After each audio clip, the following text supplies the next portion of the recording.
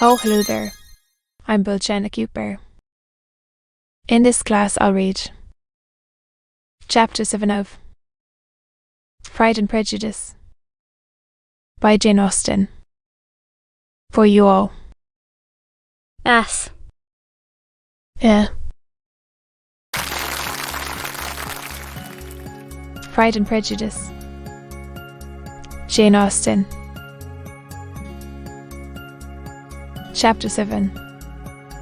Mr. Bennet's property consisted almost entirely in an estate of £2,000 a year, which, unfortunately for his daughters, was entailed, in default of heirs male, on a distant relation and their mothers.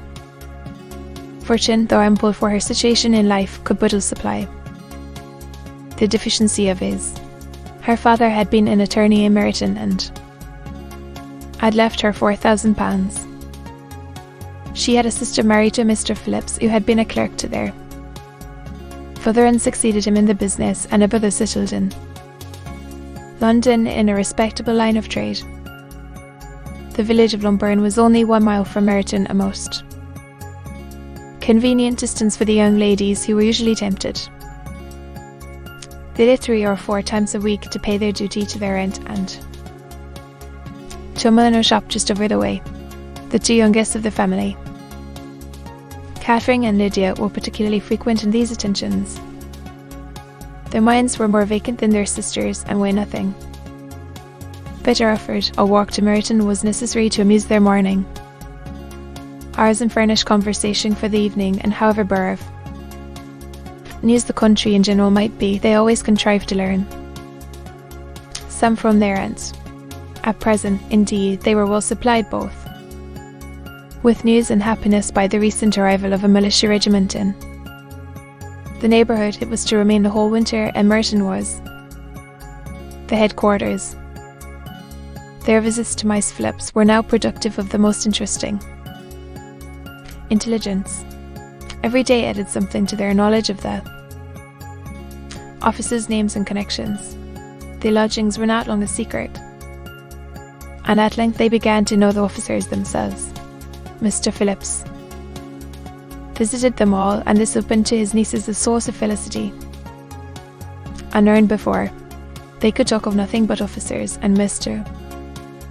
Bingley's large fortune, the mention of which gave animation to their mother, was worthless in their eyes when opposed to the regimentals of an ensign. After listening one morning to their effusions on this subject, Mr. Bennet coolly observed, "From all that I can collect by your manner of talking, you must be 2 of the silliest skulls in the country. I had suspected it some time, but I am now convinced." Catherine was disconcerted and made no answer, but Lydia, with perfect indifference, continued to express her admiration of Captain Carter and her hope of seeing him in the course of the day, as he was going the next morning to London. "I am astonished, my dear," said Miss Bennet, "that you should be so ready to think your own children silly. If I wish to think slightingly of anybody's children, it should not be of my own, however. If my children are silly, I must hope to be always sensible of it. Yes, but as it happens, they are all of them very clever. This is the only point, I flatter myself, on which we do not agree. I'd hoped that our sentiments coincided in every particular, but I must so far differ from you as to think our 2 youngest daughters uncommonly foolish. My dear Mr. Bennet, you must not expect such girls to have the sense of their father and mother. When they get to our age, I dare say they will not think about officers any more than we do.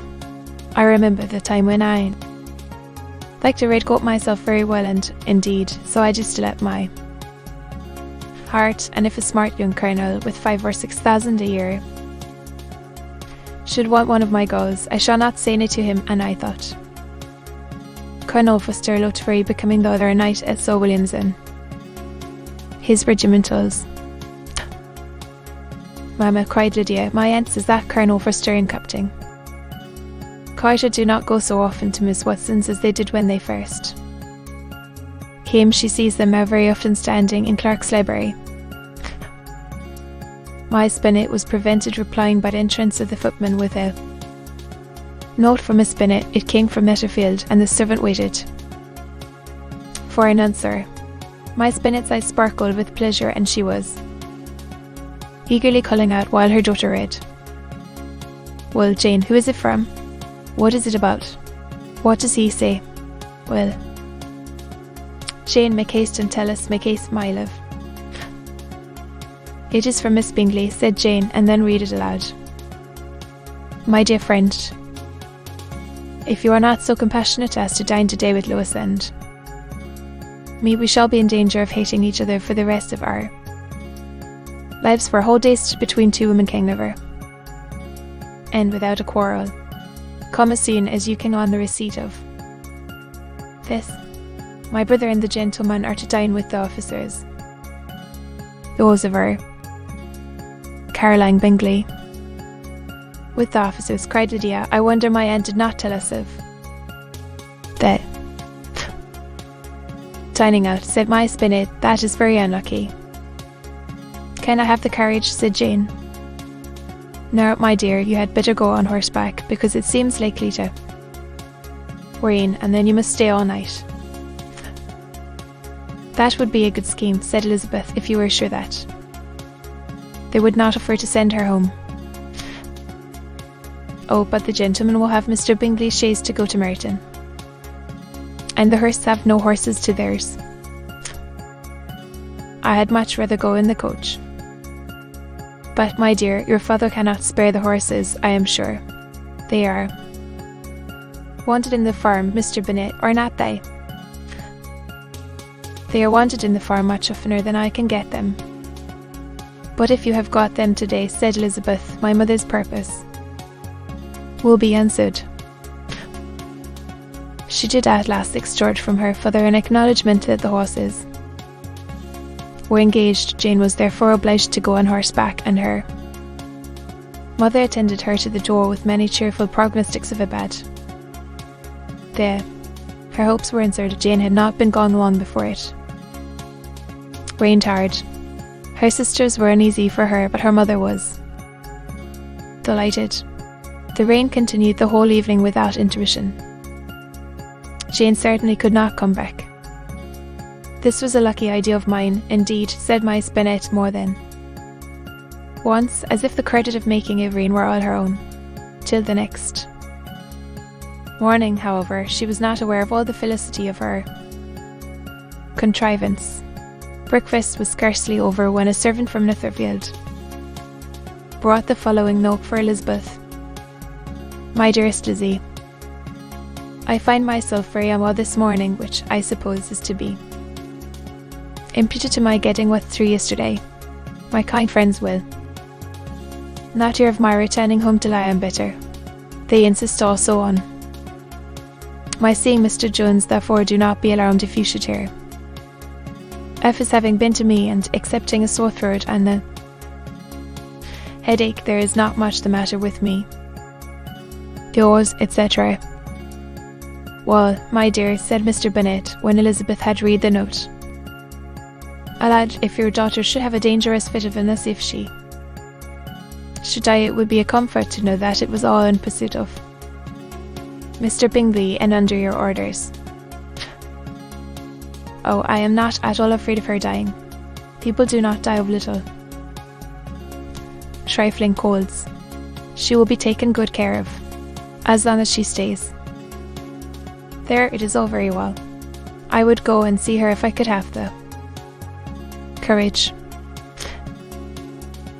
Elizabeth, feeling really anxious, determined to go to her, though the carriage was not to be had, and as she was no horsewoman, walking was her only alternative. She declared her resolution. How can you be so silly, cried her mother, as to think of such a thing in all this dirt? You will not be fit to be seen when you get there. I shall be very fit to see Jane, which is all I want. Is this a hint to me, Lizzie, said her father, to send for the horses? No, indeed. I do not wish to avoid the walk. The distance is nothing. When one has a motive, only 3 miles. I shall be back by dinner. I admire the activity of your benevolence, observed Mary, but every impulsive feeling should be guided by reason, and, in my opinion, exertion should always be in proportion to what is required. We will go as far as Meryton with you, said Catherine and Lydia. Elizabeth accepted their company, and the 3 young ladies set off together. If we make haste, said Lydia, as they walked along, perhaps we may see something of Captain Carter before he goes. In Meryton they parted. The 2 youngest repaired to the lodgings of one of the officers' wives, and Elizabeth continued her walk alone, crossing field after field at a quick pace, jumping over stiles and springing over puddles with impatient activity, and finding herself at last within view of the house, with weary ankles, dirty stockings, and a face glowing with the warmth of exercise. She was shown into the breakfast parlour, where all but Jane were assembled, and where her appearance created a great deal of surprise. That she should have walked 3 miles so early in the day in such dirty weather, and by herself, was almost incredible to Miss Hurst, and Miss Bingley, and Elizabeth was convinced that they held her in contempt for it. She was received, however, very politely by them, and in their brother's manners there was something better than politeness. There was good humour and kindness. Mr. Darcy said very little, and Mr. Hurst nothing at all. Cromwell was divided between admiration of that brilliancy which exercise had given to her complexion, and doubt as to the occasions justifying her coming so far alone. The latter was thinking only of his breakfast. Her inquiries after her sister were not very favourably answered, as Bennet had slept ill, and though up, was very feverish and not well enough to leave her room. Elizabeth was glad to be taken to her immediately, and Jane, who had only been withheld by the fear of giving alarm or inconvenience from expressing in her note how much she longed for such a visit, was delighted at her entrance. She was not equal, however, to much conversation, and when Miss Bingley left them together, could attempt little beside expressions of gratitude for the extraordinary kindness she was treated with. Elizabeth silently attended her. When breakfast was over, they were joined by the sisters, and Elizabeth began to like them herself when she saw how much affection and solicitude they showed for Jane. The apothecary came, and having examined his patient, said, as might be supposed, that she had caught a violent cold, and that they must endeavour to get the better of it. It advised her to return to bed, and promised her some draughts. The advice was followed readily, for the feverish symptoms increased, and her head ached acutely. Elizabeth did not quit her room for a moment, nor were the other ladies often absent. The gentlemen being out, they had, in fact, nothing to do elsewhere.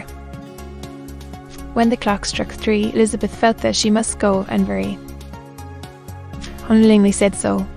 Miss Bingley offered her the carriage, and she only wanted a little pressing to accept it, when Jane testified such concern at parting with her that Miss Bingley was obliged to convert the offer of the chaise into an invitation to remain at Netherfield for the present. Elizabeth most thankfully consented, and a servant was dispatched to Longbourn to acquaint the family with her stay and bring a supply of clothes. To be continued.